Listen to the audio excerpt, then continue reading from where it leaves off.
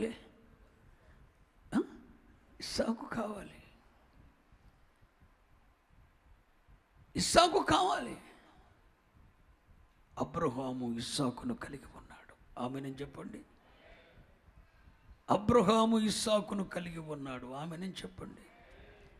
మరి ఈరోజు ఒక దైవ సేవకునిగా దేవుని ప్రతినిధిగా అడుగుతున్నా, నీ దోష తీర్చగలిగిన, నీ పాపమునకు ప్రాయచిత్తమై ఉన్న, నీ దోష తీర్చగలిగిన ఐశ్వర్యవంతుడైన ఇస్సాకు అనే క్రీస్తుని నువ్వు కలిగి ఉన్నావా?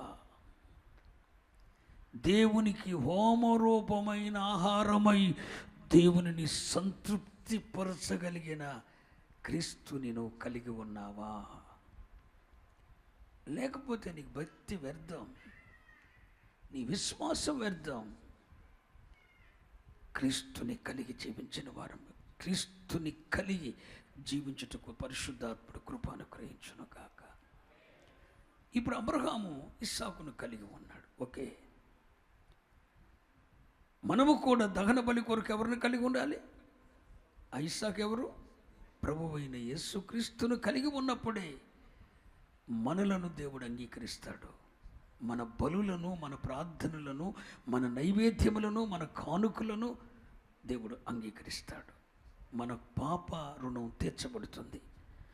దేవునిని మనము సంతృప్తిపరచగలుగుతాము. దేవునికి హోమరూపమైన ఆహారముగా మార్చబడతాము. ఇవన్నీ ఎప్పుడు జరుగుతాయి? ఇస్సాకు అనే క్రీస్తుని మనము కలిగి ఉన్నప్పుడు. మరి ఇస్సాకును కలిగి ఉన్నాడండి అబ్రహాము, క్రీస్తుని కలిగి ఉన్నాడు. ఆత్మీయ కోణంలో మీతో మాట్లాడుతున్నాను. అక్షర కోణం వేరు, అక్షరము సంపుతుంది. ఆత్మ బైబిల్ని రెండు కోణాల్లో బోధించవచ్చు. ఒకటి అక్షర కోణంలో బోధించవచ్చు, రెండు ఆత్మీయ కోణంలో బోధించవచ్చు. అక్షర కోణంలో వేరు, ఆత్మ కోణం వేరు. అక్షరము సంపుతుంది, ఆత్మ జీవింపచేస్తుంది. ఆధ్యాత్మిక కోణం మనలను క్రీస్తులో జీవింపచేస్తుంది, క్రీస్తులో మన మనుగడ కొనసాగించేటట్టు చేస్తుంది. హల్లెలూయా చెప్పండి, దేవునికి స్తోత్రం. ఇప్పుడు అబ్రహాము ఇస్సాకును కలిగి ఉన్నాడు. కలిగి ఉన్నాడని ఎక్కడ పడితే అక్కడ బలర్పించటం కుదరదు. అబ్రహాముతో చెప్తున్నాడు, ఆ పర్వతములలో, ఏ పర్వతములలో? నేను నీతో చెప్పబోవు పర్వతములలో ఒకదాని మీద దహన బలిగా అతనిని అర్పించు. ఆ పర్వతములలో ఒకదాని మీద నేను చెప్తాను, నేను చెప్పబో ఒక పర్వతం మీద నీ కుమారుని నువ్వు దహన బలి అర్పించమన్నాడు. సరే, ఇస్సాకును వెంటబెట్టుకున్నాడు. ఇద్దరు పనివాంటిని వెంటబెట్టుకున్నాడు. గాడిదకు గంత కట్టాడు. కట్టెలు చీల్చాడు. ఎవరు చీల్చారు కట్టెలు? ఇస్సాక. కట్టెలు చీల్చింది ఎవరు? అబ్రహాం చీల్చాడు కట్టెలు. కట్టెలు మోసింది ఎవరు? ఇస్సాకు. చీల్చింది ఎవరు? అబ్రహాం. అబ్రహాము కట్టెలు చీశాడు, కట్టెలు ఇస్సాకు మోసాడు. పనివాండ్రను పిలుచుకున్నాడు. పనివాండ్రతో కూడా 3 దినాలు ప్రయాణం చేశాడు. 3వ నాడు అనండి, 3వ నాడు ప్రయాణం చేశారు. 3వ నాడు దేవుడు తనతో చెప్పిన చోటుకు చేరుకున్నాడు. ఆ 3వ నాడు దేవుడు తనతో చెప్పిన చోటు కనులెత్తి చూశాడు. ఎన్నవ నాడు? 3వ నాడు.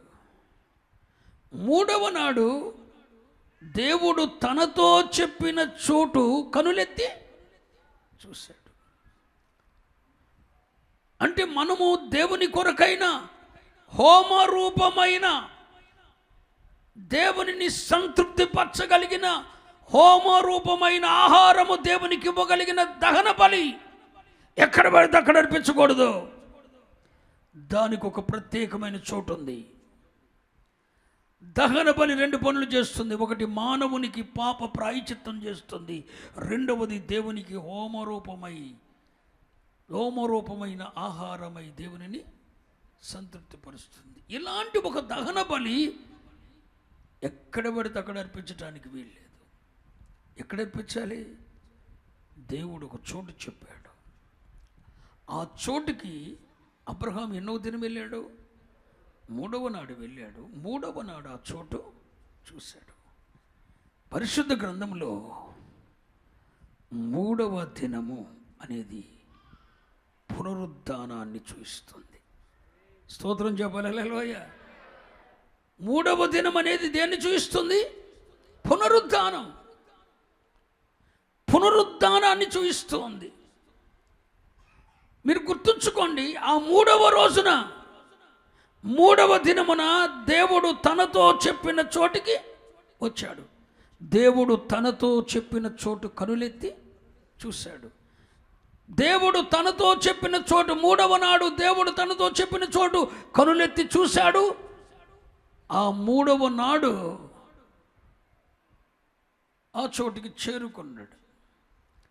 చేరుకొని విచిత్రం ఏంటంటే అదే రోజు ఇస్సాకును బలిపీఠం మీద పెట్టి దేవునికి అర్పించాడు.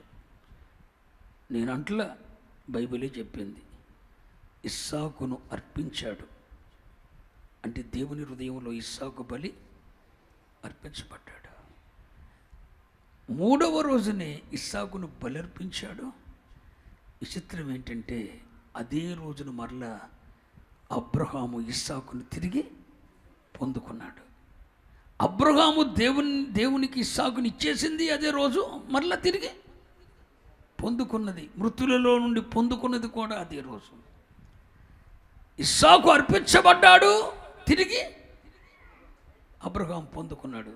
విశ్వాసము వలన దేవునికి ఇస్సాకును బలిగా అర్పించి తిరిగి పొందుకున్నాడు. ఎబ్రీ పత్రిక 11వ అధ్యాయం ఒకసారి రండి. ఎబ్రీ పత్రిక 11వ అధ్యాయం